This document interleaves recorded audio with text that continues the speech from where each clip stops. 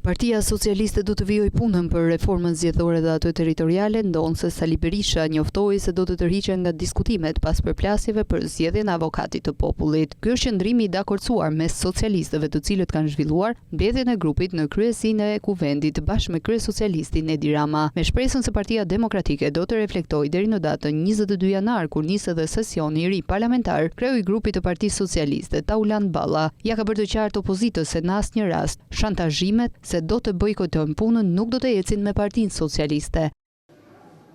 Kushte, kërcënime, shantazhime, me histori komisionesh apo votimesh në kuvendin e Shqipërisë ndaj Partisë Socialiste, ndaj grupit të saj parlamentar nuk ka.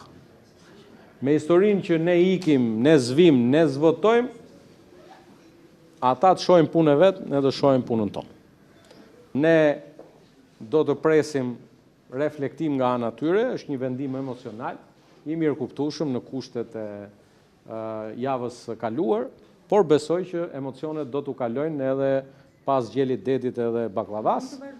Lutem, do ta mbaroj. Dhe në janar, për shkak të mbylljes së sesionit, me fillimin e sesionit të ri, ti rikthehen punës. Në rast se nuk do ta bëjnë një gjë të tillë, duhet po e them sot që ata e prishin dakordsinë për të mos marrë pjesë në komision, ne e prishim dakordsinë për të ndryshuar shumicën në të dy komisionet. Kreu i grupit të Partisë Socialiste komentoi edhe përplasjet për zgjedhjen e Endri Shabanit si avokat i popullit, i cili pritet të betohet në seancën e sejntes. Uroj suksese avokatit të ri të popullit, ditën e njëjtë Zoti Shabani, siç e përcakton edhe rregulloria dhe kushtetuta, duhet të paraqitet në seancën plenare të kuvendit për të kryer betimin, të betohet mbi kushtetut për të shërbyer qytetarëve shqiptar. Besoj që ndajmë